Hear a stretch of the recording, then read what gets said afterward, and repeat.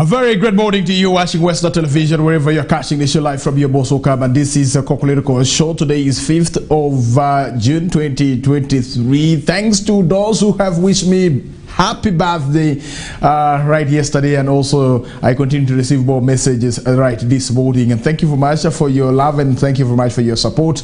All right, for those who would love to hit my account, you can as well do that, and I will be able to appreciate at this particular time. Thank you very much, dear viewer. My name is Denis Oringi. It's KOKOLIRIKO on Westnile Television. I will be diving into some of the stories till over 9 a.m. in the morning right here on Westnile Television, wherever you are catching the issue live from. We thank you very much, and those who are catching us live within the Alur sub-region, and those in Madi sub-region, Owira, and thank you very much for being with us. Not forgetting those who are catching us live outside Uganda, we thank you very much for joining us this morning. It is a Monday, and you have to know that it's the fresh week right here, and so I'll be diving into some of those local stories that we have for you. You have to know that Action Aid was able to organize what we call the Women's Conference, and women were able to discuss a number of issues. This is all to empower them so that they become very strong and they really advocate for their rights. And remember, in the past, women were not really given that platform where they can really share their issues and also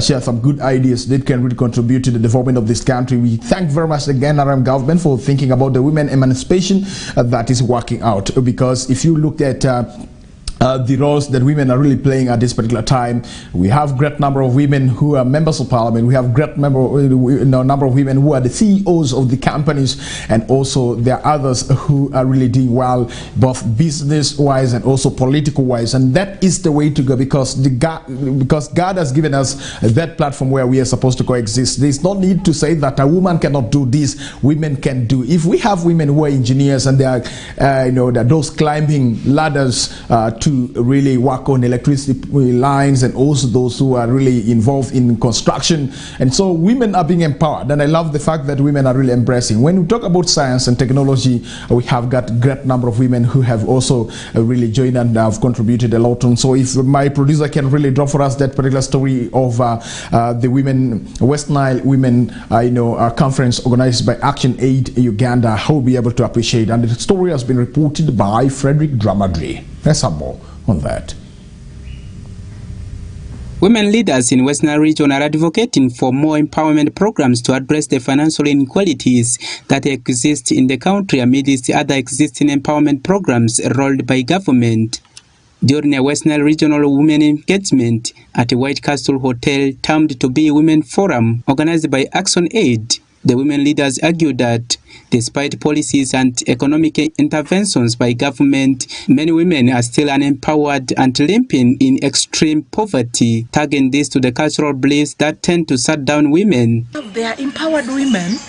The percentage of the empowered is not that much, but we have the majority of the women and the young girls that have not been to school, that do not know what the government has for them. They do not have any information, and even if you want to hold their hands and raise them, they say, my husband is going to chuck me. Here I'm not going to, even things to do with the social norms. You see, for us women, this is not allowed for us. This is what is killing over 70% of our young mothers and even women within these districts of West Nile. In our community, when a girl happens to get pregnant, maybe by mistake, the parents tend to negotiate and give away their daughter. In our community, that many men or husbands have become drunkards. They drink a lot, spend most of their time by the roadside, neglecting their families and leaving women overburdened. The government of Uganda, through Ministry of Gender, Labour and Social Development, rolled out several women economic empowerment programs which explicitly target women and girls, including social development sector, agriculture, education, health, water and environment, and energy. However, according to the 2021 Uganda National Housing Survey, women earn an average of only 53% of what men are earning, leaving majority of them in extreme poverty, with the worst among the rural women and youths. Dr. Ansela Nakafero, the Commissioner at Gender and Women Affairs in the Ministry of Gender, Labour and Social Development, says the country has achieved a lot in its empowerment programs that have transformed women in achieving equity, though some of the programs have not been utilized effectively by women and youths. Much as we celebrate the gains, we are not blind to the challenges that we are facing as a country. I would want to talk about poverty. Women are among the poor in this country, and of course when you're poor, that alone constrains your opportunities in terms of accessing services, in terms of accessing opportunities for development like employment, looking after your family. So poverty is still a very big issue. Another aspect that is of still great concern to us are the high levels of violence against women and girls. Meanwhile, Grace Regina Kulu, the Learning and Impact Coordinator at Action Aid, says the women forums help in collectively advocating for the women's rights and helps in shaping their voices for decision making at policy levels. Therefore, we believe that these voices will be discussed and different policies, in different sectors of education, health, or even transport will be, used, to design national programs, to design national agenda for grassroots implementation. So it's our hope that the issues that we are going to discuss today in this Women's Forum in Arua does not end within this space. According to World Bank, the women in Uganda account for 80% of all unpaid workers and are highly entrepreneurial, contributing significant amounts of labor to the Ugandan economy, yet most of them go unpaid and are extremely credit-worthy. This is retarding the country's investment pattern and economic growth. Frederick Dramadri, Westnile TV, Nilecast. Thank you very much, Frederick, for that particular story. It is the Women Forum right there, organized by Action Aid, and this is to empower them. But you have heard from the different women who have really spoken, and so that tells you that the women that we do have, they are really properly empowered, and they continue to empower even those rural women, because it's important that we should also be able to have the rural women empowered. Away from Westnile, let's get to actually Sub-region, where the solar-powered micro-irrigation scheme programs and Uganda Intergovernmental Physical Transfers, program transforming farmers in Amoro district, being one of the 40 districts in the country, piloting World Bank funded program. Various districts across the region are now coming to benchmark from Amoro district before the program is enrolled in all the districts that we have in our country, Uganda. Let's have more from Stephen Okello. As government plan to roll out U-Gift program to all the districts in Uganda, different districts are now benchmarking the success of this project from the piloting district like Amoro.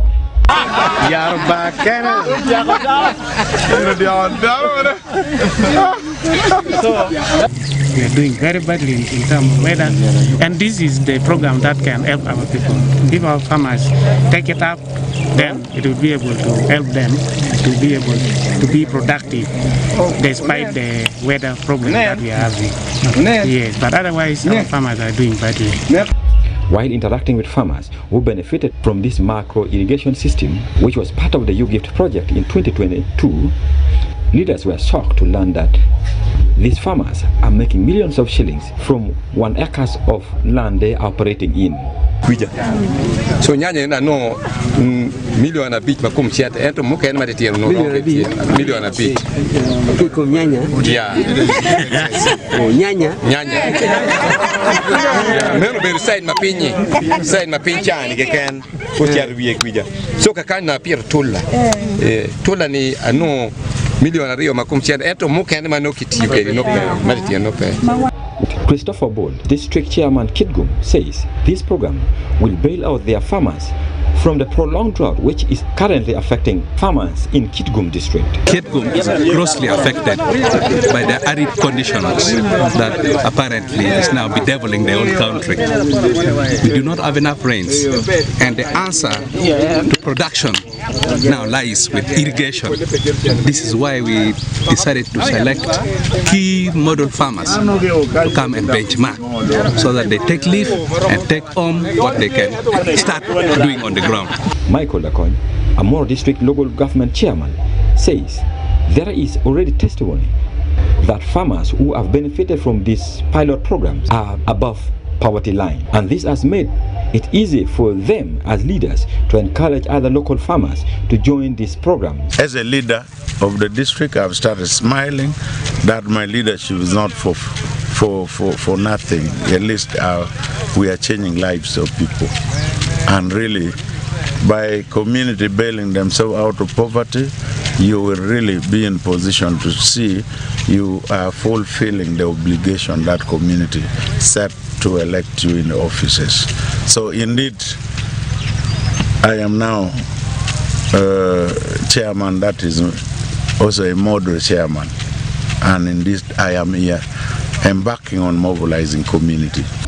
District Production Officer, Amur District, Komakech Simon Peter, say being a cost-sharing program where farmers contribute 25% of the total cost of the program, out of 90 farmers who showed interest at inception, only 39 benefited. The land area that they are using are not very big, and we give a maximum of 2.5 acres, but like demonstration, we are only demonstrating in half an acre. So that means you have to be intensive in the production within the specific area. The program has forced farmers who have been depending on swamp for vegetable production in a Moro district to abandon swamp and moved upstream after a government, through Your Gift program, supported them with micro irrigation equipment, and they are now harvesting from January to January.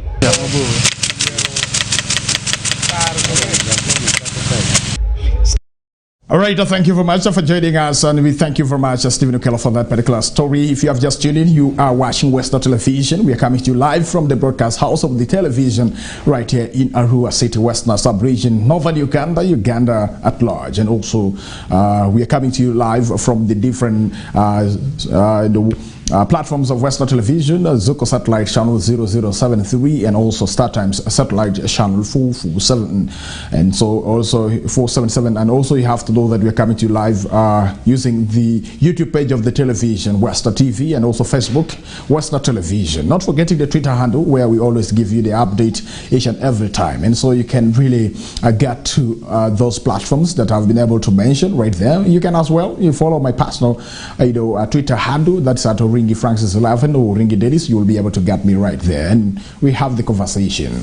And for those who would love to do business with Westnile Television, I need to tell you that we still have the platform that if you want to sponsor the KOKOLIRIKO Show right here, and you can really talk with us using the contacts that are scrolling on your screen right there, and we can have a conversation around there. All right, away from that, you have to know that Saturday was the Matters Day for our country, Uganda, and also for the world at large. And you have to know that every 3rd of June, the world commemorates Uganda Matters Day right there. So this time around, I have to tell you that the President of the Republic of Uganda did not go to attend the Matters Day together with the Christians from different from the denominations, that is Anglican and also the Catholic right there. And the Muslim brothers and sisters also, they did commemorate their Uganda Matters Day, because those who were killed were not only Anglicans and Catholics, there were also some Muslim brothers right there who are martyred. And so President Yoweri Kaguta Museveni this time around chose to celebrate, to commemorate the Uganda Matters Day together with the NRM members of parliament and also the ministers at Nale Shamkwanzi right there. And so he was able to send, that is the Prime Minister of the Republic of Uganda, Right Honorable Robin Anabanja, and who represented him at the Catholic shrine right there. And then at the Anglican shrine, the president was represented by Ruth Nankabira, who is the energy minister right there. The rest of the ministers and also the NRM members of parliament, the leaders in this country, the leaders in this government, they were able to have their prayers at Nali Shankwanzi, where the members, the NRM parliamentary caucus and also the NRM MPs, they are having their retreat that is for 10 days right there. And so I think they're remaining with around 2 days for them to conclude the retreat. They reported last previous Saturday, Sunday, and then they completed a week yesterday, and so I think they're remaining with something like 3 days. By Wednesday they will be signing off from Nale Shamkwanza, and I believe that they will be able to come back well empowered spiritually and also economically as well, because you cannot stay at Shamkwanza and then you come back empty-handed. And remember, the biggest thing of all is the knowledge that they have been are given to them in regards to fighting poverty at the household level. And so the NRM leaders are being empowered on how they can really package the message of fighting poverty, and we believe that after Shamkwanzi they will be able to tell the Wananchi what they were able to learn right from there. Let's get to the story, and we have these pictures that will be playing right on your screen as the NRM leaders commemorate their Uganda Matters Day at Nale Shankwanzi right there.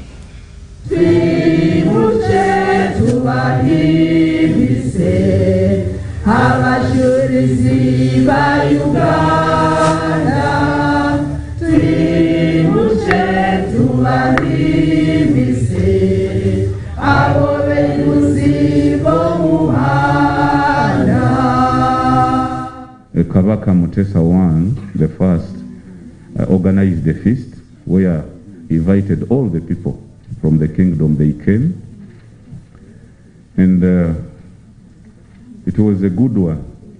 They all ate the food, but the meat was never eaten. He asked why, that this meat was slaughtered by people who are not circumcised. They had become Muslims, but many of them had not circumcised because it was a painful process at that time. So he ordered for their arrest. After that feast, over 70 of them, they were taken to Bukesa prison, that is near Nakulavye. There was a prison. He made them starve for 4 days. He sent them food, including meat. They refused to eat. He said, we cannot eat that meat. He ordered that they be taken to Nansana prison. Still he starved them. He sent them food, including meat. They refused to eat the meat. He ordered that they be taken to Bukoto. Bukoto in Kampala. There was a prison for Kabaka Mutesa. Still they refused to eat the meat after starving them. And they said these people are too disobedient. He ordered for their killing. And in 1877, these people were taken to Namugongo. It was the first lot to be taken to Namugongo. Over 70 people were killed in an inferno. That was 10 years before the Christian matter. All right, thank you very much. I love this particular clip of these NRM members of parliament and also the ministers, having their Uganda Matters Day at Shamkwanzi in Nali. When they were singing in Luganda, I saw some of our members of parliament from West Nile, they cannot open their mouth. I did see only the member of parliament for the woman member of parliament for Terego,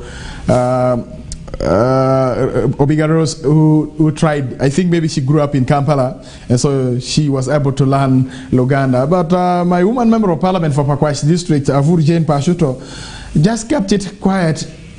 She never opened her mouth singing that song because she does not understand. Let me believe like that, because she just kept quiet. She was just clapping her hands because others were also clapping. And then secondly, also as a citizen of this country, why is it when people are called to Shamkwanzi, they are given those uniforms? And what happens after them wearing those uniforms? Do they retreat back the uniform, or this person is entitled to go back with the uniform? And who foot the bill for this military camouflage that we are talking about here? Because each and every time people are really at Chamkwanzi, and what you see from them is putting on the military wear.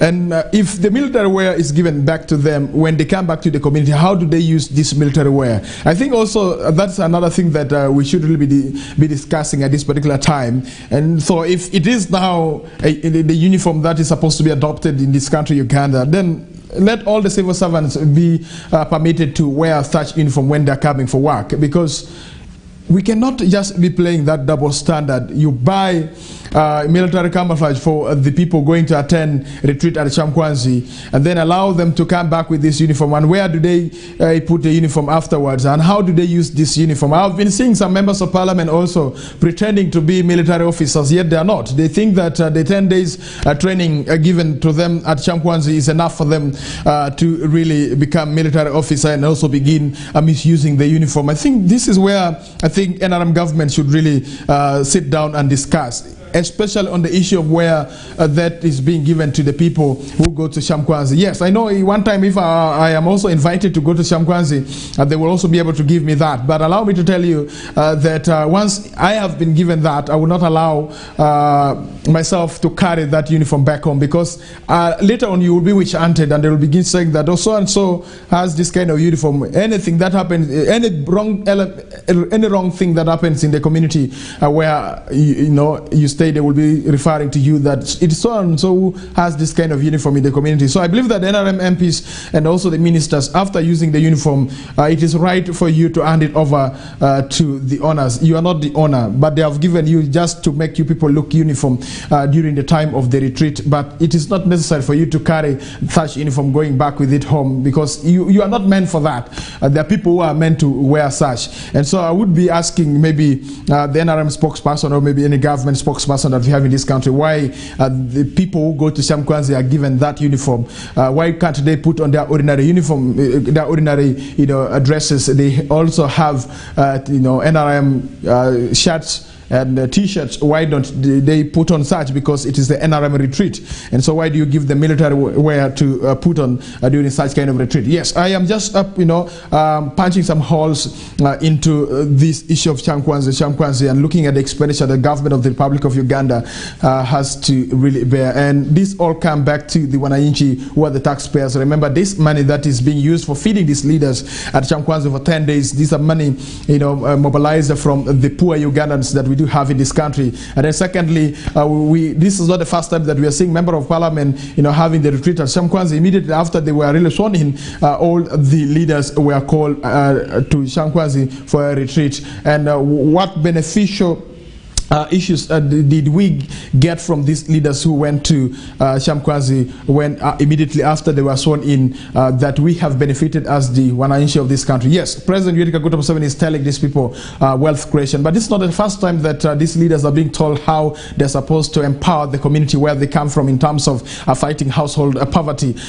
What are they doing? How many members of parliament are really trying to encourage their community members? Encouraging by word is one thing, but practicability of what they tell the Wananchi. Even some of the members of parliament, they are poor, by the way, and they cannot change poverty even from their household level. And so how will the community be able to trust in this particular person when it comes to fighting household poverty? And so these are some of the issues that, yeah, it's a good initiative to always call these members of parliament to come and meet once in a while, discuss a number of developmental issues. But the problem that I always have is that the practicability of what they're being taught. Do they come back and begin telling the people what they were taught and how people should really be able to embrace what they have been taught about? And so that's something that I need to let you know this morning. In regards to the commemoration of the Uganda Matters Day, I have to tell you that the youth chaplain of Arua Diocese has really challenged the government of the Republic of Uganda to end gun violence that is really rocking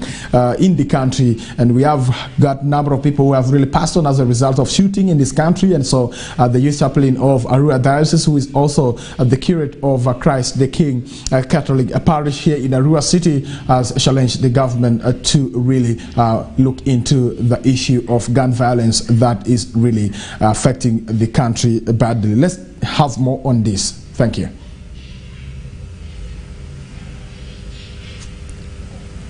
Arua Diocese Youth Chaplain Father William Antima, who doubles as the curate of Christ the King Catholic Parish, Arua, has asked the government to address the countrywide gun violence as the country commemorates Uganda Martyrs' Day. The curate was speaking during a mass to commemorate the 22 Catholic and 23 Protestant martyrs on Uganda Martyrs' Day. Antima said these killings by shooting have become scaring to mankind and divert economic development aspirations of the country. According to Antima, as government plays her part in ensuring peace and security, Christians world over should pray for the betterment of the nation, just like the martyrs who died with their faith, adding that forgiveness and repentance is a great deal for a peaceful sharing other than demonstration and killing one another.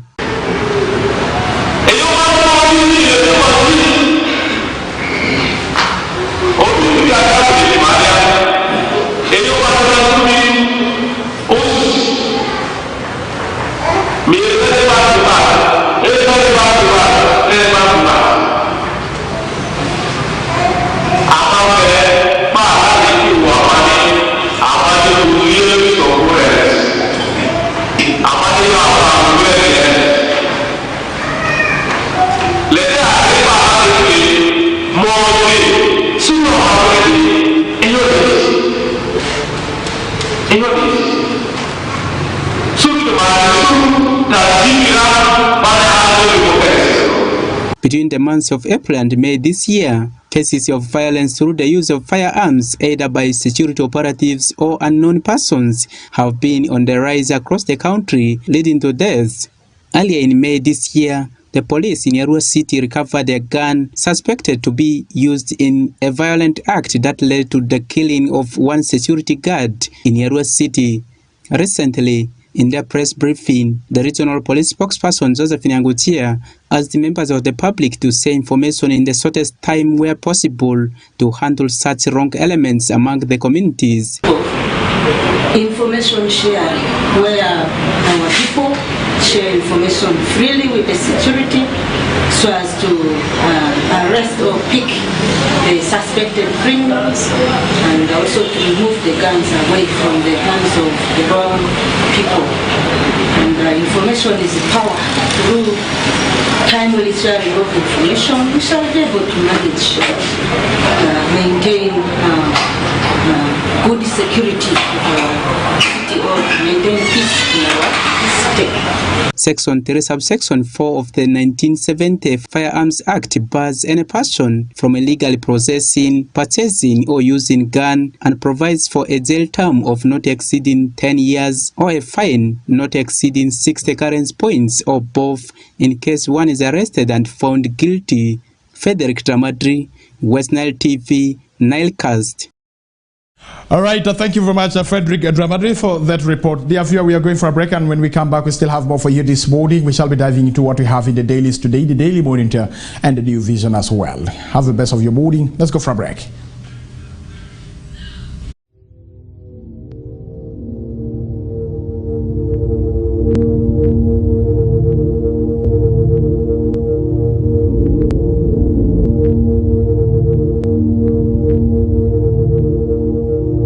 Westnile TV, lighting up the region.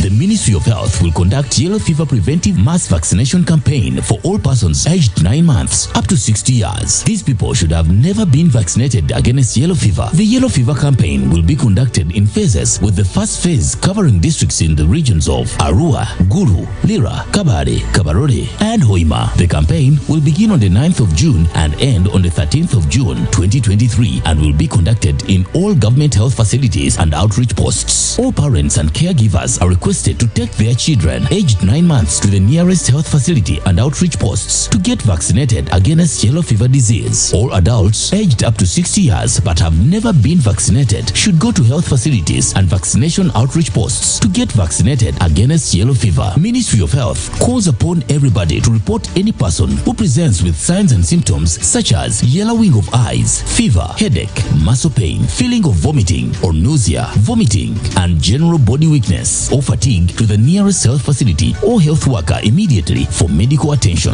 This could be yellow fever. Yellow fever vaccine is a single dose given once in a lifetime. The yellow fever vaccine is safe, effective, and free. This message is brought to you by the Ministry of Health with support from Gavi and partners. Get more for less on Star Times this Easter season. Cartoon channel for best children entertainment. New global series. Local drama on Makula TV and football all around the world. Simply make weekly or monthly subscription and enjoy upgrade to the next bouquet. For classic or super bouquet customers, subscribe for a month and enjoy 5 days extra. Family time with Star Times. Star Times is regulated by UCC.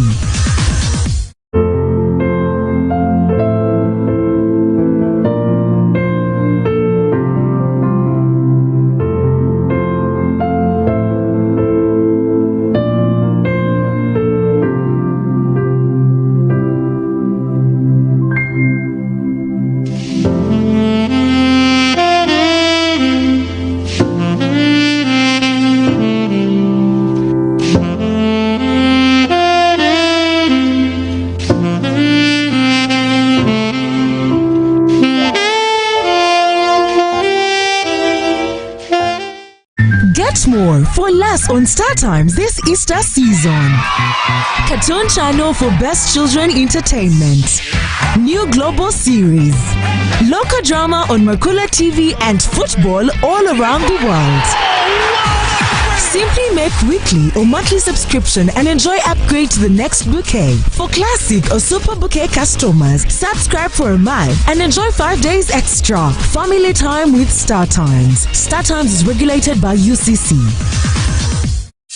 The Ministry of Health will conduct yellow fever preventive mass vaccination campaign for all persons aged 9 months up to 60 years. These people should have never been vaccinated against yellow fever. The yellow fever campaign will be conducted in phases, with the first phase covering districts in the regions of Arua, Gulu, Lira, Kabare, Kabarore, and Hoima. The campaign will begin on the 9th of June and end on the 13th of June 2023 and will be conducted in all government health facilities and outreach posts. All parents and caregivers are requested to take their children aged 9 months to the nearest health facility and outreach posts to get vaccinated against yellow fever disease. All adults aged up to 60 years but have never been vaccinated should go to health facilities and vaccination outreach posts to get vaccinated against yellow fever. Ministry of Health calls upon everybody to report any person who presents with signs and symptoms such as yellowing of eyes, fever, headache, muscle pain, feeling of vomiting or nausea, vomiting, and general body weakness or fatigue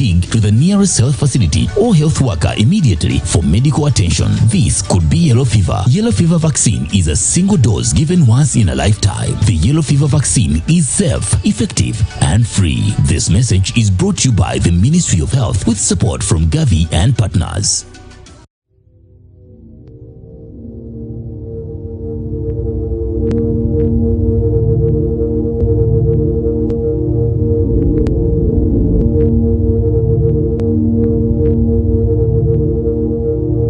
Westnile TV, lighting up the region.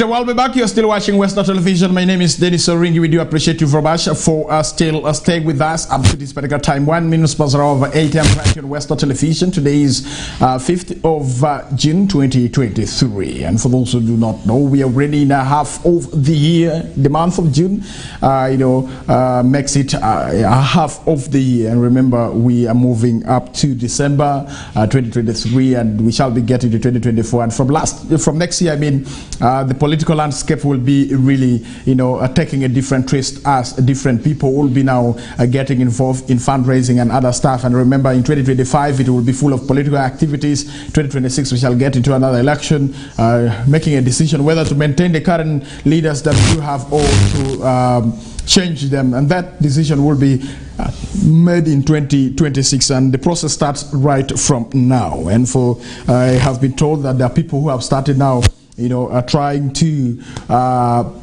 clear the political space currently. They are trying to do all what it takes to see that they really come to the limelight and they are really considered. All right, dear viewer, this morning I'll be speaking to, that is Alfred Jawoko, all the way from that is Paida, also will be giving us some updates from the Alur sub-region. Let's have him right here. Good morning, and thank you very much, Alfred Jawoko, for joining us this morning. Yes, good morning, Oringi, good morning, Westnile, and good morning to all of you, as many thanks to you. Yes, thank you very much. How was your weekend? Yeah, the weekend was superb, as well, the economy is so bad. But we managed, and we are pushing on. Yes. Okay, yes. Yes. We have the one for the primary teachers college. Yes. And last month, the 31st, the district council has welcomed the government plan to open Jambogo University branch. Jambogo University branch? The study center, the former Pavida primary teachers college. Okay.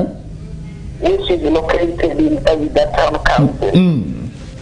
And in that meeting, the councillors resolved this during a council meeting held on the 31st of May 2023. At the district council hall, amid cheers from the members of the council. Remember, numerous attempts by the Minister of Education and Sport to engage in Rumbo district stakeholders over the plan to phase out the college hit rock after the leaders demanded affirmative action for primary teachers college to be eligible to our PTC like the one you have in Arua. Within Alur Kingdom and religious bodies in Westnile district requested that the government should consider lifting this non-core PTC, by the primary teachers college to a core primary teachers college. So that our learners from Westnile can also benefit. Okay. However, there has been a mixed reaction among the ethnics in Westnile when they learned about this development. Even the Church of Uganda, the religious leaders, I remember they had meetings with stakeholders, the officials from Ministry of Education and Sport over the same issue, but they stood firm that they are not ready for the government to phase out these PTC. Yes. And they are not willing to welcome Jambogo University according to what inspired in the last meeting they held. So they are not ready to welcome Jambogo University to establish their study center right there. Yes, according to the church leaders, the Bishop of Church of Uganda, Lady Darcy, was in attendance. The Prime Minister was also in attendance. But this resolution was made last month in the council meeting, whereby the chairperson LC Shines of the district, Honorable Uyulu James Orona, moved the motion to have the college handed over to Jambogo University. You see? And also we had some councillors, I think the councillors representing the town council. It says there are great opportunities coming for the community, and it urged teachers to tap the opportunity. Yeah, Alfred, before you go further with this particular issue of handing over, that is the former Paida PTC college to Paida PTC to Jambogo University, what are the terms and conditions, here? Because the councillors might be also right to disagree because they're looking at the terms and conditions. And what will be the terms and conditions? Now, the terms and conditions, in that meeting, the Bishop of the Church of Uganda said clearly that as a diocese, they have the land to offer to Jambogo University, but not to phase out by the PTC completely. Okay. And even the Prime Minister Alur Kingdom also came out clearly saying they have a huge chunk of land to be given to Chambok University if they want to bring their branch here. And as I talk of Dennis, the Church of Uganda, they are not ready to give that school to Chambok University. The school belongs to the Church of Uganda. The school is a Church of Uganda founded. You know, most colleges are Church of Uganda founded. Yes. So right now, as I speak, after this, I will go to the bishop. We have an appointment whereby I'm going to hear their final stand on this. Okay. What do they say? And so the council has approved. The councillor approved that it should be handed over to Chambok University. But the Church of Uganda is saying no. No, they are not. They are saying they are not willing to hand over. So should we say that the religious versus the politicians? Definitely, that could be the call. And where are you seeing the ball scoring? Indeed. I may not repeat the moment, but I want to say we shall get we shall get from the both sides what the other thing may be. You never know. The councillors might be right, but also the church, that is their land. They can even reject to give the land, though the government is trying to push for that development. Okay, thank you very much. Away from that, do you have any update that you want to give us this morning apart from the issue of Paida PTC? Yeah, apart from this, we have, indeed, we are in a sorrowful moment, as I can say. And the Church of Uganda has lost one of the longest serving Archdeacon. That is late Reverend Canon Charles of maybe Urban as the Archdeaconry. Passed on yesterday morning from Mulago National Referral Hospital. As I speak now, Christians of maybe Anglican Diocese are mourning the demise of Reverend Canon Charles Wayne, the former Archdeacon of maybe Urban Archdeaconry, as I did mention. Wayne 61 died at Mulago Hospital, according to medical reports from maybe Anglican Diocese. Canon Vasukura, the former diocesan secretary, who is the chairperson of the committee for the burial, he said Wayne has been battling with diabetes for a quite long time, and before that, he got some accident on motorcycle. You know, when you come to maybe there is work ongoing, so the road is not quite good, as you witness. Maybe sometimes you came to maybe.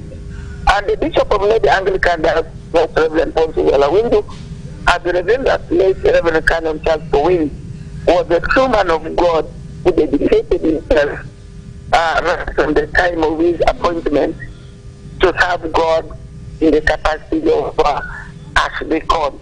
Reverend Canon Charles Wayne, if I can say, laid to rest on Thursday, 8th of June 2023 at St. Mark Church of Uganda Afere, where the headquarters for the Urban Archdeaconry is located. And the late is a born of Jonam, Mokwero. So, Greater Navy, we are mourning. So, those are the updates I can give at the moment. But to all our viewers, we shall keep you updated on the development and some other local stories on ground. Many thanks to you and many thanks to all our viewers. All right, thank you very much, Alfred Jawoko, for giving us those updates that you wanted the viewer to get to understand this morning what is happening in Greater Nebi, talking about the discussion surrounding that is Paida PTC. And remember, Paida PTC has not been in operation for around 2 to 3 years. I beg to be corrected, Alfred Jawoko. Is the school functioning now, or because of government policy, it was put to a halt? Yeah, the school is not functioning now almost 3 years, as you said. And if you go there to pay the PTC, you will only be welcomed by structures. Only structures. And we have there only askaris. The staff and some other support staff. Then the others are in Arua Core PTC. Others, I may not tell where they are now. All right. Thank you very much. We shall be following up on that particular story, and we shall be able also to see how we can have the two parties sharing their view, giving the arguments in regards to the giveaway of the PTC to Shambogo University, as it has been really agreed by the Council of Zombo District. Thank you very much. Thank you for keeping us updated every morning. And I wish all our viewers a good day. Okay, thank you. That is Alfred Jawoko, who has been speaking to us from Zombo District, and he is one person who really gives us the update that we need from the Greater Alur or Greater Nebi from the district of Pakwash, Nebi and Zombo. And very soon you will be seeing his pictures or his video reporting live from that particular side. But for now, we shall be tolerating the audio because we are still technically working on those issues right here. Westnile Television is here to stay. For those who think that we are here to go away, I need to tell you that we are here to stay. And if you think that Dennis Oringi is not here to stay, let me go for a break, and you will see me back again having more updates for you this morning. 13 minutes past 8 a.m. right on Westnile Television. Do not forget, I will be giving you the sports update as well right here on Westnile Television. Good morning.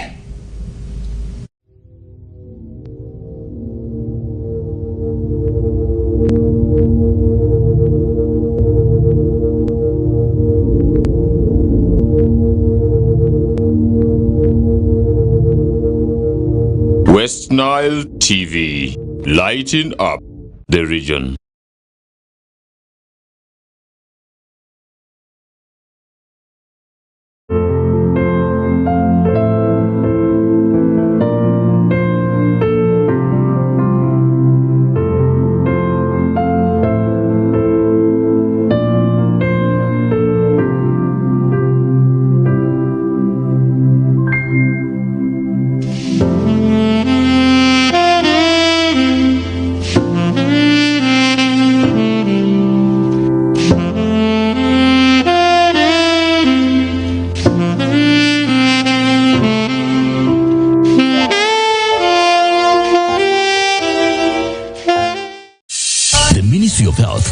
Yellow fever preventive mass vaccination campaign for all persons aged 9 months up to 60 years. These people should have never been vaccinated against yellow fever. The yellow fever campaign will be conducted in phases, with the first phase covering districts in the regions of Arua, Gulu, Lira, Kabare, Kabarore, and Hoima. The campaign will begin on the 9th of June and end on the 13th of June 2023 and will be conducted in all government health facilities and outreach posts. All parents and caregivers are requested to take their children aged 9 months to the nearest health facility and outreach posts to get vaccinated against yellow fever disease. All adults aged up to 60 years but have never been vaccinated should go to health facilities and vaccination outreach posts to get vaccinated against yellow fever. Ministry of Health calls upon everybody to report any person who presents with signs and symptoms such as yellowing of eyes, fever, headache, muscle pain, feeling of vomiting or nausea, vomiting, and general body weakness or fatigue to the nearest health facility or health worker immediately for medical attention. This could be yellow fever. Yellow fever vaccine is a single dose given once in a lifetime. The yellow fever vaccine is safe, effective, and free. This message is brought to you by the Ministry of Health with support from Gavi and partners.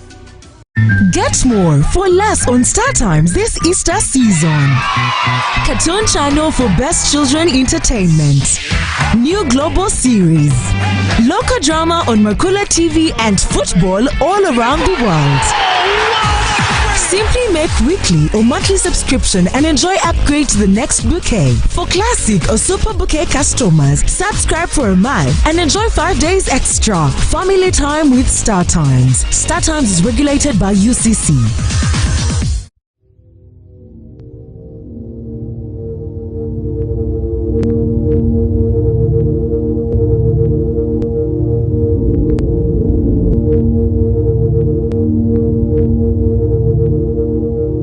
Westnile TV, lighting up the region.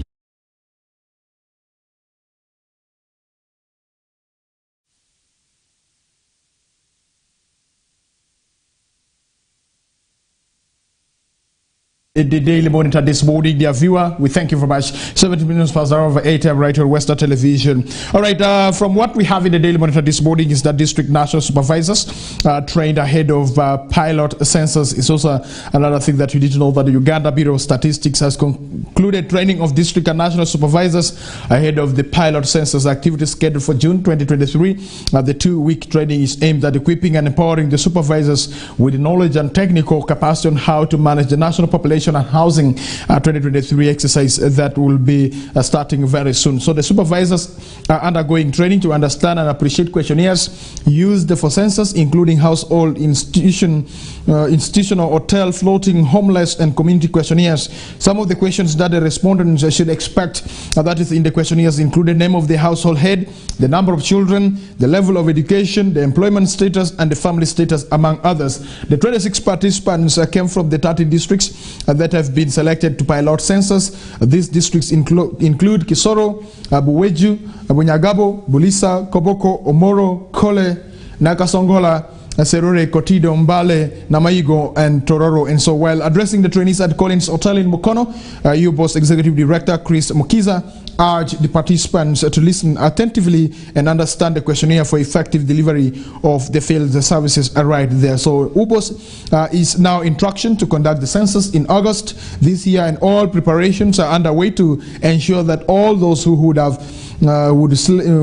slept within the boundaries of Uganda during the census night of August 24th, 25th would be enumerated. So Dr. Mukiza said the census exercise will provide quality, reliable, and timely statistics for planning, policy, formulation, and evidence-based decision making right there. So during the first National Census Council meeting held at the office of the Prime Minister, Amos Ugolobi, who is the State Minister for Finance, Planning, and Economic Development, informed the journalists that the 2023 census will apply digital technology to collect data from each and every household and institution, is what you need to know right there. So the minister said this will further speed up data processing and dissemination activities, but most importantly the quality and accuracy of statistics indicators will be guaranteed. And so the Bureau will spend 132 billion Ugandan shillings to procure 130,000 tablets to be used during the main census enumeration exercise right there. And so it is, however, understood that a few weeks ago, the chairperson of the Finance and Planning Committee of Parliament of the Republic of Uganda, Honorable Kefa Kiwanuka, presented a shortfall of 160.6 billion in the current financial year 2022-2023 that was meant to carry out preliminary census activities such as census launch and publicity, mapping, recruitment, and training of field staff, among others. And so Dr. Mukiza said for the first time in Uganda's history, UBOS was mapping the whole country using electronic gadgets or the terms to be tablets with preloaded information to allow the entry of data and information for easy data management right there. So he said that the mapping will establish the number of enumeration areas and therefore determine the number of enumerators that shall be required to collect data right there. So that is something that you need to know in regards to the census that is going to be piloted in 30 districts that we have in this country starting on 23rd of June. And then you have to know that the national census, the countrywide exercise will be conducted right from August August this particular year. So you have to be part of those that will be,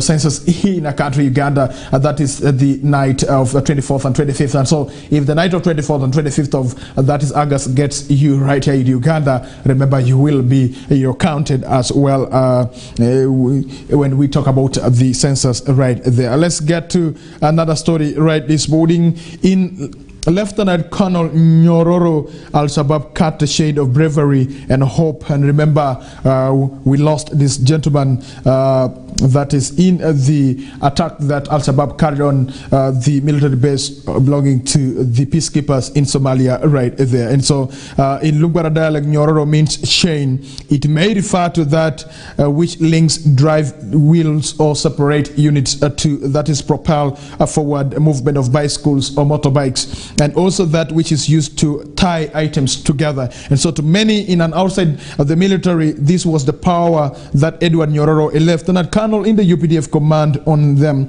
Nyororo, 46 years old, brimmed with energy and dreams. He planned to retire from the army in August this year and build his hailing mother, Esther Tokoru, a permanent house connected with the piped water. But all those aspirations went up in flames when an estimated 800 Al-Shabaab fighters on May 26 this year fanned out to assault Marere, Ugandan People's Defense Forces UPDF forward operating base, where Nyororo was the most senior commander. Details of how the militants overran the base, killed dozens of soldiers and captured others as prisoners of war remain sketchy a week later. And then on Saturday, you have to know that President Yoweri Kaguta Museveni, the commander-in-chief of the armed forces, said Uganda lost 54 soldiers after two commanders at the rank of major for yet unknown reason ordered the troops to withdraw rather than fight back.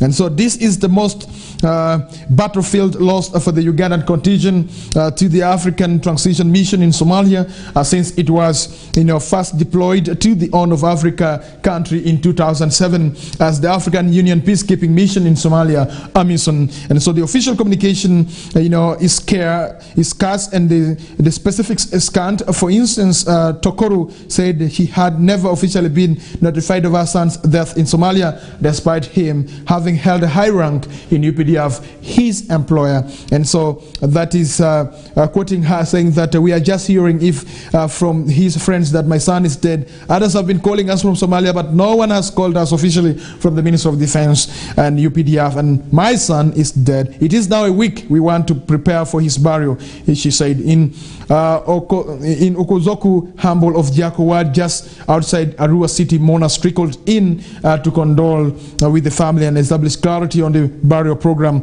right there. A committee put in place to handle the burial has remained inactive due to lack of information about the circumstance of Nyororo's demise. So one account gleaned from other soldiers deployed in Somalia is that when Al-Shabaab closed in on him after his subordinate officers ordered troops to withdraw, Lieutenant Colonel Nyororo shot himself dead instead of having the militants capture him. And so they reported took more than a dozen soldiers as prisoners of war, according to the multiple sources, is what you have to know right there. And so the reported circumstances of Nyororo's death and confirmation by General Museveni of apparent frontline cowardice and betrayal have added additional sentiment of sorrow to relatives agonized by a preventable loss of lives right there. And so the two UPDF soldiers, Luka and Obo, both at the rank of major, have been arrested pending court-martial trial in Arua, and the entire Westnile tribute continued to pour in for Nyororo, eulogized by the mother as brave, astute, resilient, and also humble child right there. So he manifested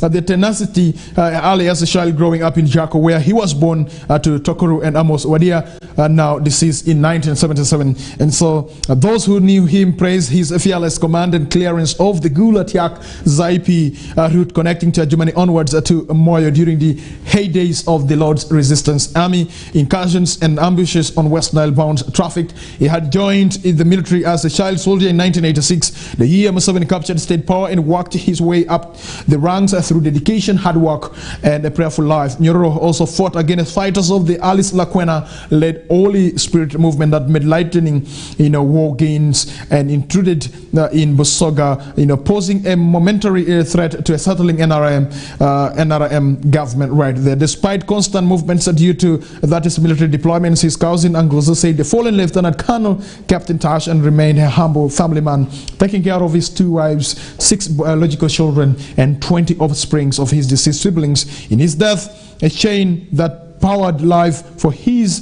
dependents and juniors has snapped, leaving them to fate. And so who was Nyororo here? Lieutenant Colonel Edward Nyororo was born in 1977 to Esteri Tokoru and his deceased father Amos Wadia, that is in Okuzoku Sel Jaku Ward in Arua City's East Ivo Division. And so he was a third born in a family of 14, took early class at the Jako Church of Uganda Primary School, but the highest level of education he attained is unclear. Nyororo was drafted into the army as a child soldier in 1986. But the highest level of and rose through the ranks of a lieutenant colonel after fighting against the Lord's Resistance Army and Alice Lakwena's Holy Spirit Movement rebels right there. And so he died in the Al-Shabaab raid on a UPDF base in Somalia on May 26, and he's survived by 2 widows, 6 biological children, and 20 dependents right there. And so that's the brief that we can give you in regards to the life that has been lost, the life of a brave soldier, Lieutenant Colonel Nyororo. I think for the people in West Nile, you cannot really forget this particular name, more especially the people in the Madi sub-region. You know very well during the time that the LRA was attacking, full control of that area. It is this gentleman, Lieutenant Colonel Nyororo, who really fought tooth and nail to see that the people in Madi sub-region and the people of West Nile are saved from that atrocity that were committed right there by the LRA rebels on the other side. All right, the bodies of slain soldiers back home this week is also another information in regards to the soldiers who were really killed by the Al-Shabaab in the raid that happened right there in Somalia. So the bodies of thousands of Uganda People's Defense Forces soldiers killed by Al-Shabaab a week ago in Somalia will be flown home this week. The military has said without specifying the day. The militants attacked and overran a UPDF forward operating base, that is FOB, that is in Bulo Marere, alternately spelled as Bulo Marere, on May 26th. And so following days of silence and lingering questions about the battlefield situation, President Museveni on Saturday said Uganda lost up to 54 soldiers, the worst in the record of its Somalia mission. UPDF first deployed in Mogadishu in March 2007 and the United Nations authorized African Union peacekeeping mission in Somalia, AMISON, now the African Union Transition Mission in Somalia, or ATMIS, to which Uganda remains the largest troop contributor right there. And so quoting that is from President Yoweri Kaguta Museveni, says our soldiers demonstrated remarkable resilience and reorganized themselves, resulting in the recapture of the base State House. In a statement, quoted General Museveni as having told a retreat of the ruling National Resistance Movement Party caucus at the National Leadership Institute in Shankwanze, Nale. He added, we discovered the lifeless bodies of 54 fallen soldiers, including a commander, Lieutenant Colonel Edward Nyororo. The commander-in-chief said 2 other commanders he named as Oluka and Obo, both at the rank of major, had been taken into custody pending their trial at the General Court-Martial for allegedly ordering soldiers to withdraw instead of repulsing the attackers. It remained unclear what the soldiers, one of whom the president previously named as Major Okia, before identifying the suspect as Oluka and Obo, would be charged with. In a statement shared on Twitter on May 27th, a day after the attack, General Museveni noted that some of the soldiers did not perform as expected and panicked, which disorganized them, and the Al-Shabaab took advantage of that to overrun the base and destroy some of the UPDF equipment right there. So the panic he wrote, it seems, was totally unnecessary, because in fact both the anti-tank dish and other soldiers had destroyed the 3 vehicles of explosives outside the forward base right there. And so it remains unclear when it remained unclear then why the troops armed with the 2 T-55 tanks, a pair of 14.5 mm anti-aircraft guns and 107 mm Katyusha rocket launchers were ordered to withdraw, leading some to escape to other UPDF bases 9 kilometers away. Under Section 29 of the UPDF Act, a person subject to military law who displays cowardice in action, including running away or inciting others to run away from the enemy, if convicted of the offense of cowardice in action, suffer death or life imprisonment. So we were unable to establish when the trial of Major Bo and Major Luka will start, and President Museveni in his comments made made no reference to soldiers Al-Shabaab wounded or took as prisoners of war, is what the Daily Monitor established right there. And so the UPDF and defense spokesman Brigadier Felix Kulaije said the bodies of the slain soldiers will be flown back into the country this particular week. And quoting from the UPDF spokesperson, he says the process of informing the next of kin of the deceased soldiers is going on, he said on a telephone interview right there. So notifying the next of kin first before public disclosure of particulars of soldiers killed in the combat is a standard military doctrine the world over. Although in this case the family of Lieutenant Colonel Nyororo, the highest rank officer who died in the Somalia attack, said neither the defense ministry nor the UPDF had notified them on a week later. Under the first argument with AU, the next of kin of soldier killed in action is compensated up to, that is 185 million, meaning the Continental Bloc and the European Union, which picks up such bill, is likely to pay close to 10 billion for the 54 soldiers Uganda lost last month. Highly placed security sources told the new Daily Monitor that Al-Shabaab, after capturing Bulo Marere, ring it off with explosives, delaying UPDF's re-entry into the base during a counter-offensive right there. And so the raid prompted the United States African Command, that is the AFRICOM, which provides technical and intelligence support to ATMIS, pounded neighborhoods of the forward operating base in strikes, it is said,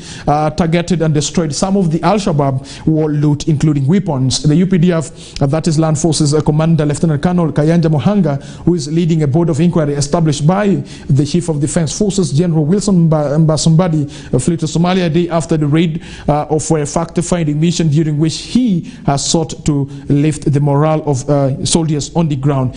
In Kampala, President Yoweri Kaguta Museveni had said the Bulo Marere was being manned by a company, a military formation of 200 and 250 soldiers at the time of the attack. So they fled when overwhelmed by Al-Shabaab. He noted the militants in what Kampala dismissed as a propaganda had claimed that it killed 137 UPDF soldiers and captured others. So the mistake was made by two commanders, Major Oluka and Major Obo, who ordered the soldiers to retreat. And so they have been apprehended and will face charges in court-martial. General Museveni told members of parliament at the retreat in Nali, which ends today, Monday. He's what you need to know right there. So the militants had also attempted another attack on the UPDF base in Barawe, Somalia, but the Ugandan soldiers repulsed, and the military sources said.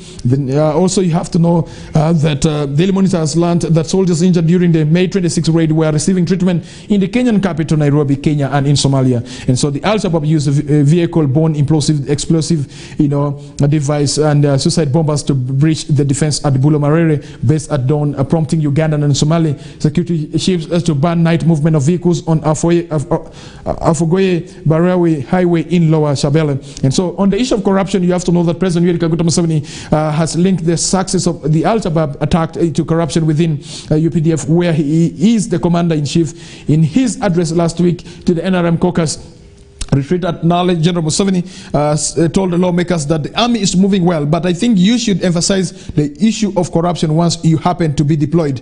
And so his words, he said, make sure corruption, which has been a problem in the civilian sector, does not come to the army. We have had some cases of corruption. He said, adding, corruption is very dangerous. If you steal fuel from the army, you steal supplies, you steal money, and you are an enemy of the army. Corruption is not the future. And so that is what President Yoweri Kaguta Museveni did allude right there in regards to the attack of the UPDF soldiers in Somalia. May the souls of those departed one rest in eternal peace right there. We pray that God will really forgive them as well. And so another story that has trickled in is that UCU student shot dead by security guard is also another story that is coming through right at this particular time, that police in Mukono district are investigating a murder case in which a 25-year-old Uganda Christian University student was shot dead on Sunday.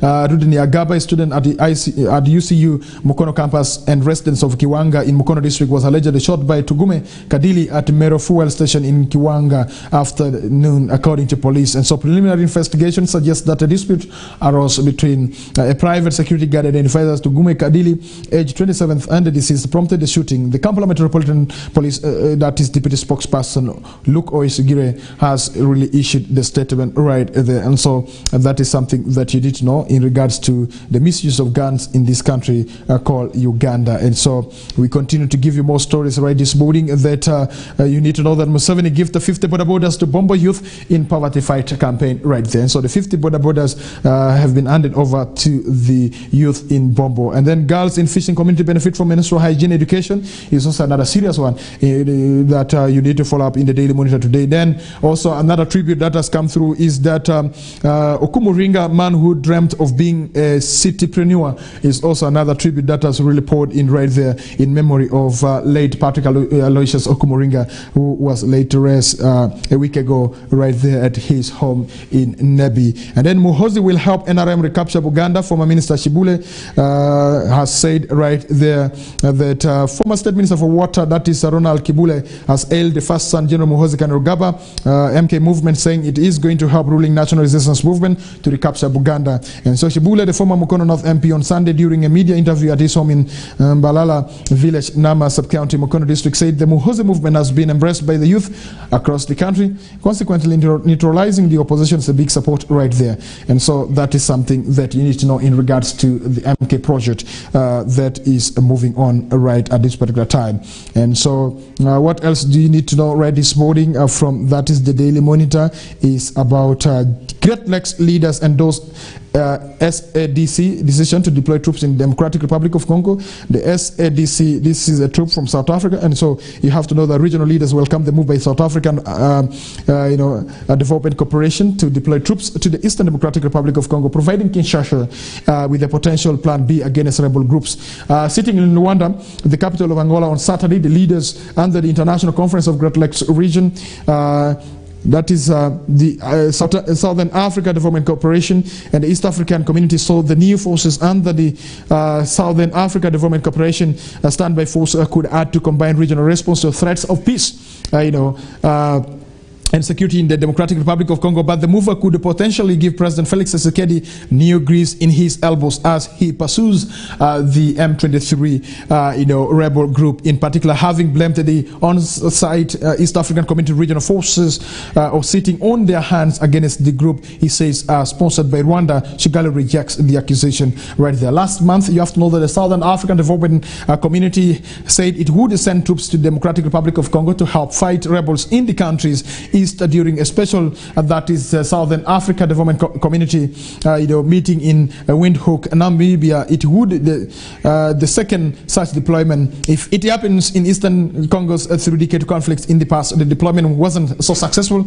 and troops from Zimbabwe were also accused of looting. And so the East African Community Regional Force deployed last November had their mandate extended last week after a summit of the East African Community in Burundi said they would be added another 6 months to provide buffers to civilians and encourage withdrawal of rebel groups. But their presence has been controversial, with Kinshasa insisting, they must attack the M23,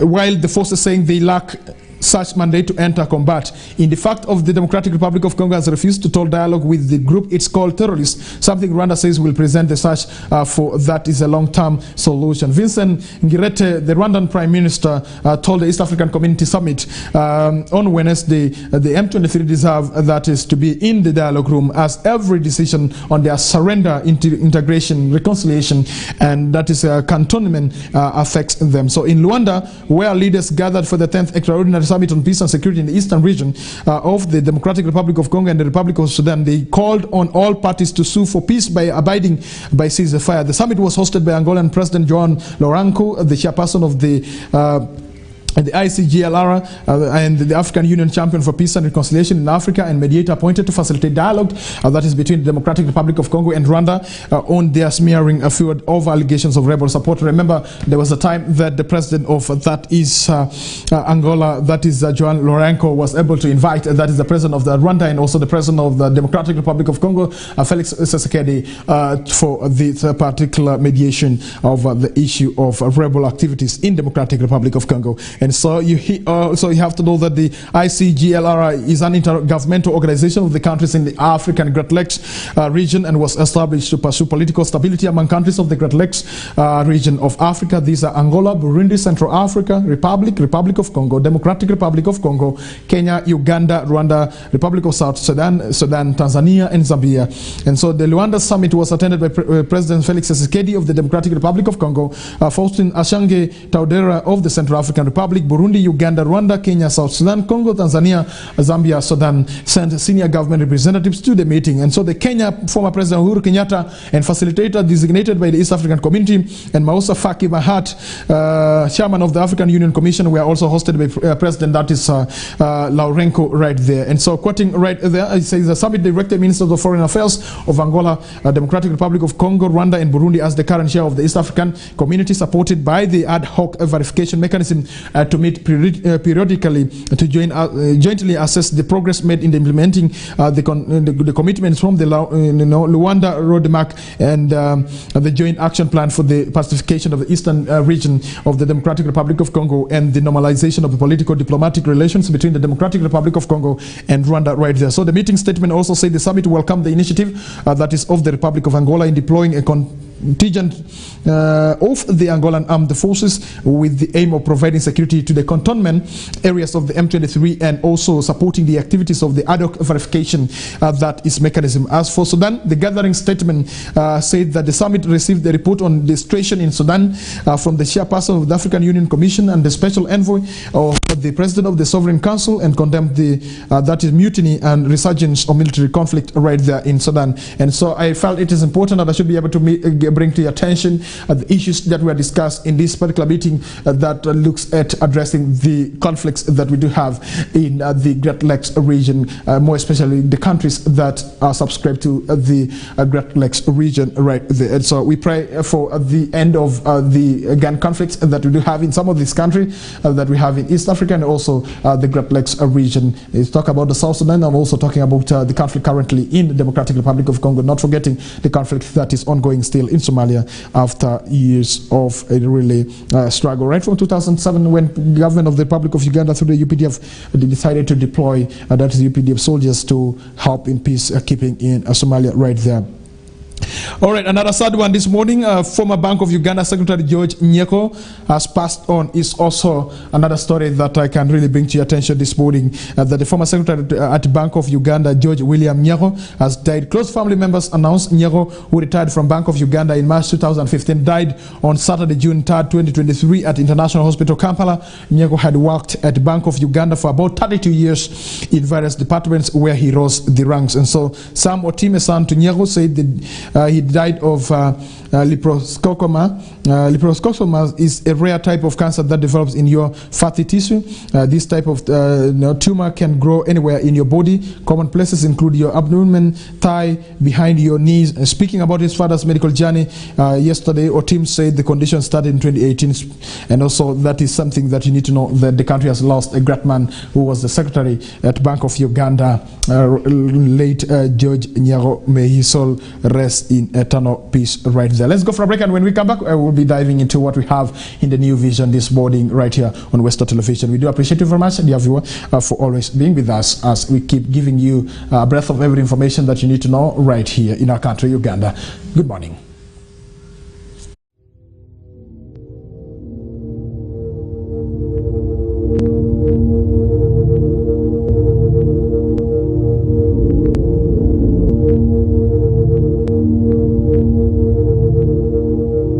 Westnile TV, lighting up the region.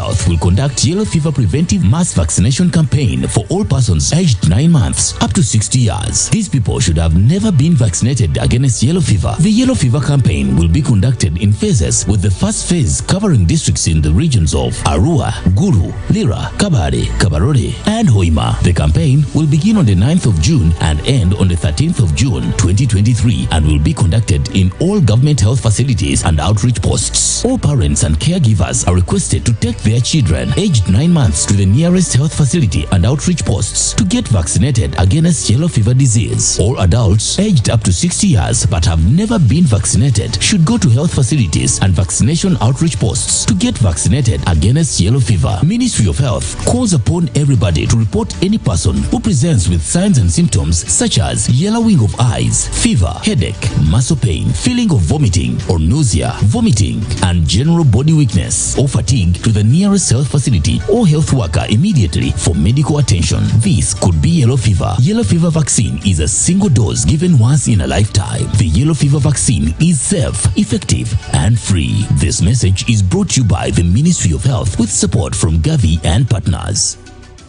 Get more for less on Star Times this Easter season. Cartoon channel for best children entertainment. New global series. Local drama on Untitled TV and football all around the world. Simply make weekly or monthly subscription and enjoy upgrade to the next bouquet. For classic or super bouquet customers, subscribe for a month and enjoy 5 days extra. Family time with Star Times. Star Times is regulated by UCC.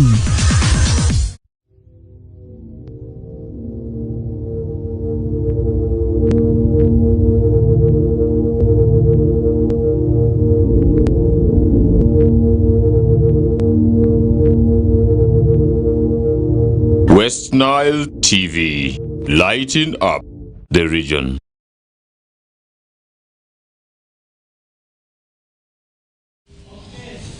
All right, we'll be back. Thank you very much for joining us this morning. Once again, you have to know that it's time for me to give you what we have in the new vision this morning. You have to know that Buddha rider collapses and dies in Arua. It's also another sad story that is coming through from Arua, that the business on Avenue Road in Arua City temporarily came to a standstill on Sunday yesterday after Buddha cyclist collapsed in front of a bookshop and died instantly right there. And so Cirilo Amanio, believed to be in his 50s and hailing from Ingoro Andra in that is Anjo Aivuni, Aivo West Division, reportedly showed no signs of sickness before, eyewitnesses saw him fall helplessly to his death. Jimmy Agudubo, the deceased son, confirmed that the father had no history of health complications throughout his life right there. So passenger Stephen Matua said he traveled with the deceased for about 20.6 kilometers to Arua City, and he only learned about the shocking development when he started to look for Amanio to begin the return journey right there. So the body was taken to Arua Regional Referral Hospital for postmortem. Agidrio Jovito, from Dr. Agidrio Jovito from Rema Hospital in Arua explained the possible causes of such an abrupt death. So he says here that the death after a sudden collapse we usually see with people we get heart attacks, people having underlying hypertension or other heart diseases, or if the person has been sick or a blood clot to the lungs, a condition called pulmonary, and that is embolism, and that's according to Agidri Jovito, who is the doctor working with the Rema Hospital right here in Arua. And so that's one of the shocking story right there in the new vision. You can also land of right there. And so another story that you need to know from the new vision this morning is about the ghetto kids losing to the Norwegian comedian right there. Is also another story that you also need to know. What you need to know about the ghetto kids is that the Britain's Got Talent finalists Ghetto Kids lose to Norwegian, that is comedian Viggo right there. And so Viggo, I think, put out an outstanding performance that really outcompeted the performance of the ghetto kids who are from Uganda right here. And so during their performance in London, United Kingdom on Sunday. As usual, the triplets Ghetto Kids took the stage by storm with the medley of songs including Africa by Toto, and later shared Ugandan's flag right then. So, however, the judges crowned vanted through winning, that is over shillings 1.1 billion prize. Cillian O'Connor 14 was the runner-up, and the dancer Liliana Clifton 13, the second runner-up, is what you did right there. And so we shall be diving into more stories of this particular one of the Ghetto Kids, and this is something that I need to let you know that the Britain's Got Talent finalists Ghetto Kids lose to Norwegian, that is comedian Vigo. And thank you very much for those who have been giving support to these kids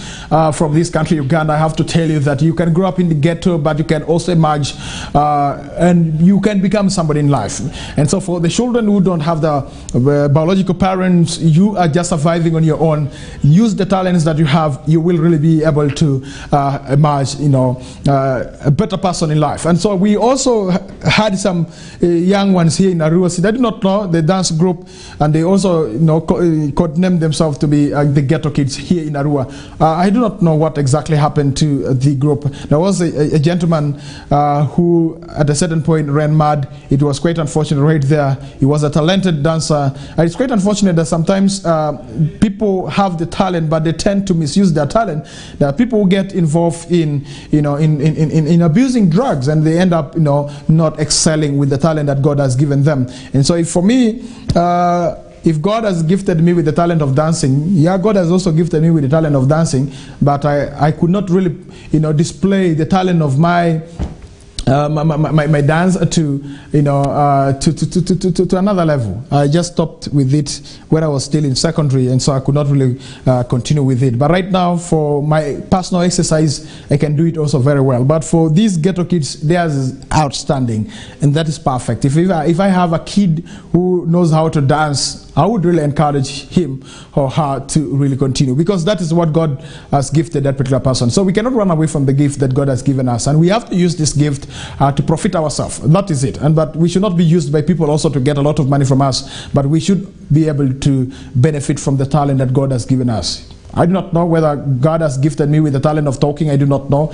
I cannot really judge myself right there. And so it's people to say, Dennis, continue with what you're doing, and because that is what God has really gifted me with. Nothing else. Just the talent of talking. And so if you're gifted, use your talent properly. If you're a good footballer, please get on and use that talent that God has given you. If you're a runner, like Dorcas and Zikru, do it. You never know.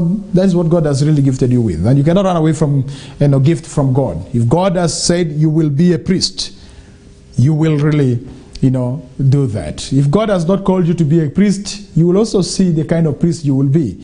And so we should not force ourselves to do something that we are not called to do. And so that will be something that will be against your will even. And for me, my calling, I think journalism is what God has called me to do. And so it was my dream, and it is still my dream, that I dream each and every time to be perfect, and also to climb the ladders, you understand. And so you can achieve this by putting your commitment to. And so if you're not committed to what God has given you, then you will never succeed. And at the end, you will become a vagabond or a rejected one in the society. And so if you're a teacher, stick to that teaching. That is your calling. It's a calling.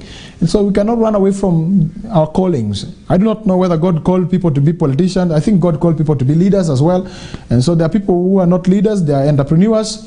And so they take advantage of the people by pretending that they are leaders, yet they are not leaders, yet they are entrepreneurs. They just want to benefit from a demonstration that has been created already right there. 7 minutes to the top of the hour of 9 a.m. right here on Westnile Television. Dear viewer, let's get to some of the stories that we have in the world of sports this morning. What you need to know in the world of sports before Love D, together with Susie, and not forgetting that is Benson coming through with what we have in the world of sports right there. All right, dear viewer, you have to know that Benzema to leave Real Madrid with the Saudi suitors circling is also the story that you need to know right this morning, that Karim Benzema has agreed a deal to leave Real Madrid, the Spanish Giants said on Sunday yesterday, with a strong interest in the ex-France striker reportedly coming from Saudi Arabia. And so Saudi state television channel Al, that is Ekibiria, claims the 35-year-old had signed with the Jeddah-based Al Ittihad that is featured against former Madrid team that is made to Cristiano Ronaldo next season. So according to Al Baria, the president of Saudi champions, Al Ittihad, and his deputy were in the Spanish capital to officially sign Benzema in a record transfer with the Real Madrid right there. So the broadcaster said Benzema had agreed a 2-year deal with the club based on the Red Sea shores of the Gulf Kingdom.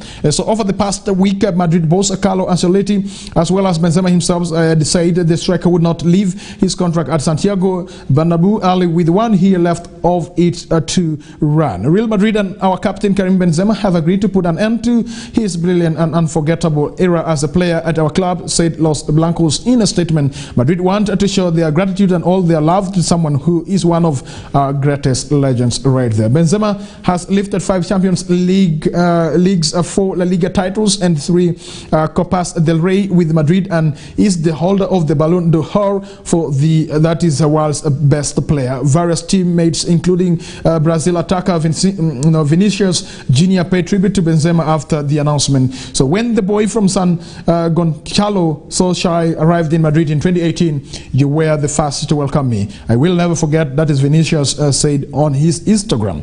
I agree. I grew up with him. We conquered Spain, Europe and the world together, and so Karim, we will miss you very much. And so the 22-year-old added. And so leaving Lyon, Benzema joined Madrid in 2009 from Ligue 1 side and hometown outfit Lyon. And so Benzema established himself as a key player alongside Ronaldo and Gareth Bale in the vaunted BBC attacking the trident before developing into the team's leader, with the Portugal striker left in 2018 right there. So he is Real Madrid's second top scorer of all time with 353 goals for Spaniards, behind only Ronaldo on 450. Benzema's final appearance for them could be later on Sunday when they lost that is Atletico Bilbao in La Liga. So Madrid confirmed on Saturday that Eden Hazard, Marco Asensio and that is Mariano Diaz are all leaving this summer too, allowing for plenty of space for a new acquisition in attack.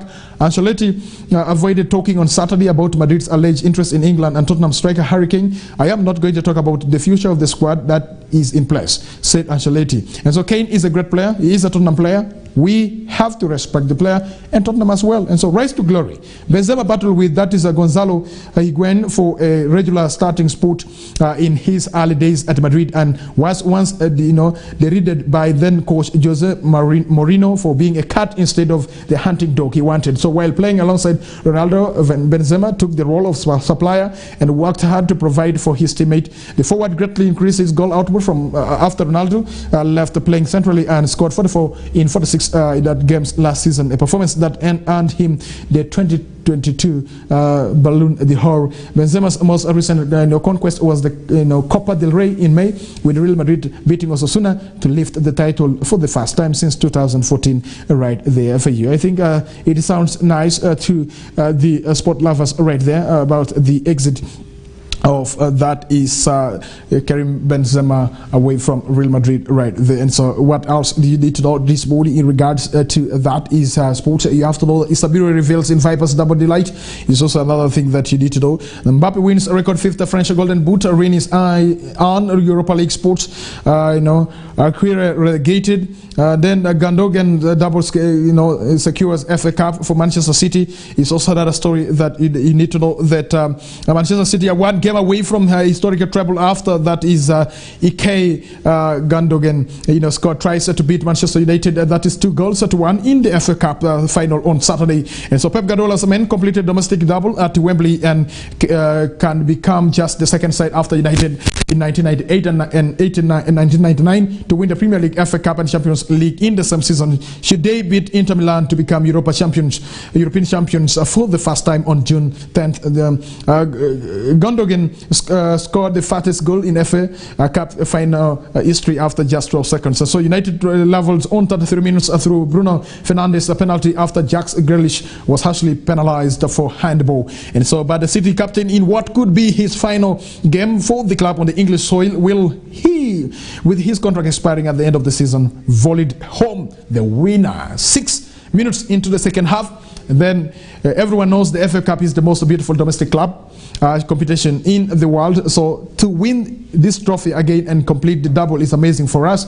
And that is said Gandogen right there. And so he says, yeah, we have a chance to do something special and win the treble, and we do not want to let this opportunity pass us by. So the first ever major final between the Manchester Giants had the most explosive of starts. And so most of the 83,000 crowd were still taking their seats from the pre-match festivities when Victor Lindelof headed a clearance set up perfectly for Gandogen at the volley home, a stunning strike after just 12 seconds. I mean, that appeared to set the tone for the Premier League champions.